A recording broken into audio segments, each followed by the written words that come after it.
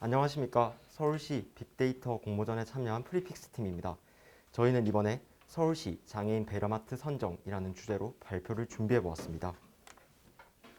목차는 주제 선정과 분석 과정 및 결과, 그리고 프로젝트 결론으로 구성되어 있습니다.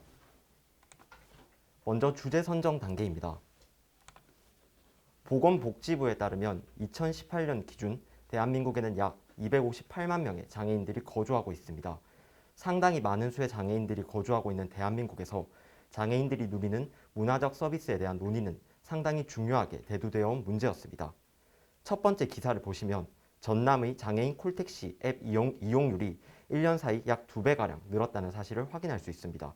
그리고 두 번째 기사에 따르면 약 24%의 장애인들이 한 해 동안 공연이나 영화를 관람한 경험이 있는 반면 자막이나 더빙을 통해서 상황을 설명해주는 해설 영화는 전체의 약 1.5%에 불과한 것으로 나타납니다. 두 개의 기사를 통해 보았을 때 장애인 계층의 사회 활동은 명확하게 증가하는 추세임을 알 수 있지만 그것에 대해서 사회적 지원은 매우 미비한 것으로 나타납니다. 이러한 현상은 2017년 장애인 실태조사에서 더욱 명확하게 드러납니다. 첫 번째 표를 보시면 장애인의 약 70.1%가 거의 매일 외출을 하는 것으로 드러나 있습니다. 그러나 장애인들이 외출에 불편함을 겪는 경우가 많고 그 불편함의 이유로 장애인 관련 편의시설 부족을 응답한 비율은 약 50%에 해당합니다. 이를 통해서 장애인들의 활발한 사회활동을 지원할 장애인 편의시설 확충에 대한 사회적인 논의가 요구된다는 결론을 내릴 수 있었습니다. 많은 사회적 활동 가운데 저희 팀은 쇼핑이라는 키워드에서 이 문제를 생각해 보았습니다. 현재 온라인 쇼핑이 가능하지만 직접 마트에 가서 물건을 눈으로 보고 구매할 수 있다는 점에서 오프라인 마트만이 가지는 차별성은 분명 존재한다고 생각하였습니다. 또 마트의 문화적 기능에서 생각해 보았을 때 쇼핑은 자아를 형성하고 자아를 형성하고 사회적인 자아를 형성할 수 있는 그런 기능이 있는데 만약 이런 것들이 제대로 이루어지지 않는다면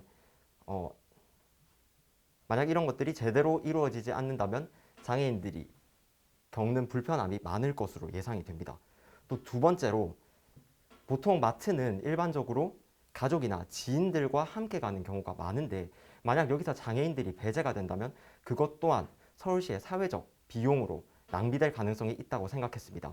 따라서 저희 팀은 서울시의 장애인 배려마트라는 것을 선정해서 여러 가지 편의 시스템들을 도입해 장애인들이 마트를 이용하는데 불편함을 겪지 않도록 하는 것이 그 주요 목표입니다.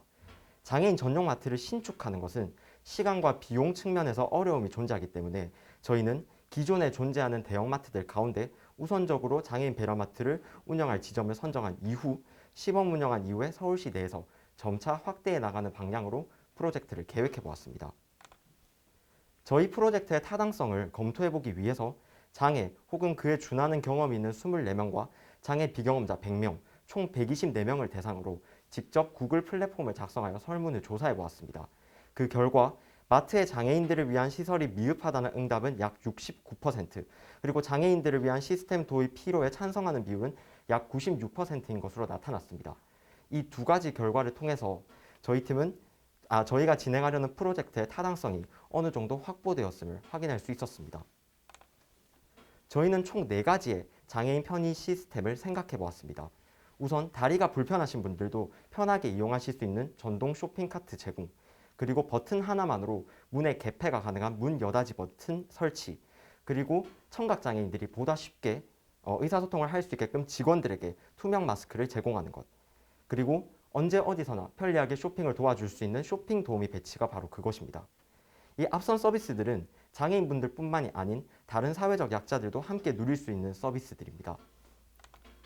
다음으로는 분석 과정 및 결과에 대해서 말씀드리도록 하겠습니다. 저희는 크게 3단계로 나누어 분석을 진행해 보았습니다.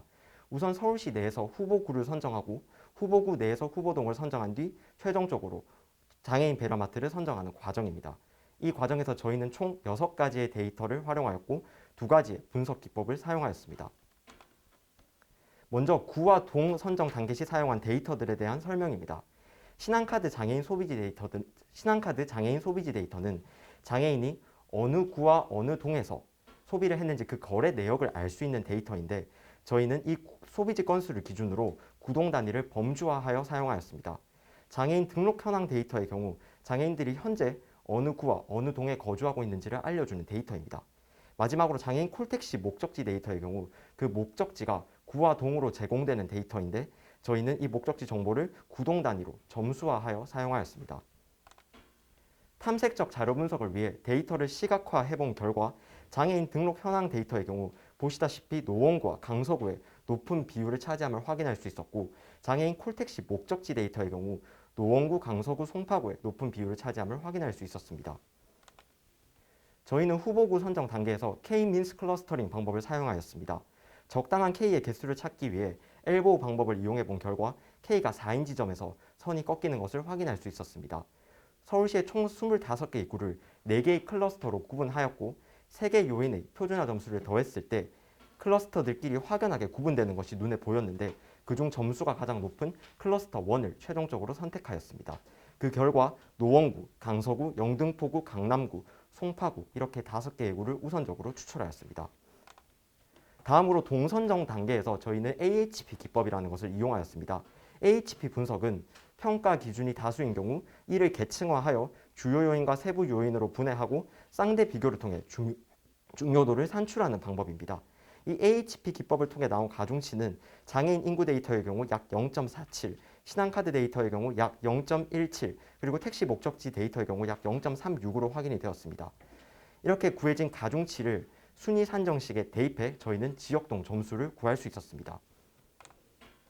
그렇게 해서 저희는 5개 구 내에 상위 15개 동을 우선적으로 선정하였습니다.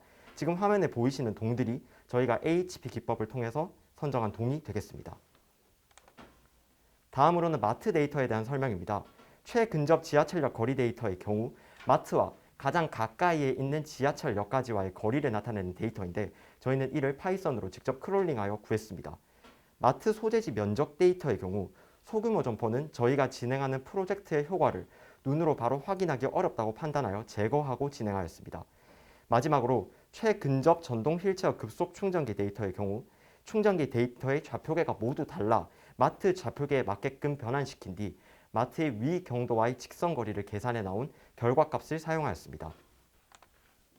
마찬가지로 데이터를 시각화해 본 결과 소재지 데이터의 경우 대부분 소규모 점포임을 확인할 수 있었고 지하철역 거리 데이터의 경우 대부분 450m 안쪽에 분포함을 확인할 수 있었습니다. 전동 휠체어 급속 충전기 데이터의 경우 특정 구에는 존재하지 않는 곳도 있다는 것을 확인할 수 있었습니다.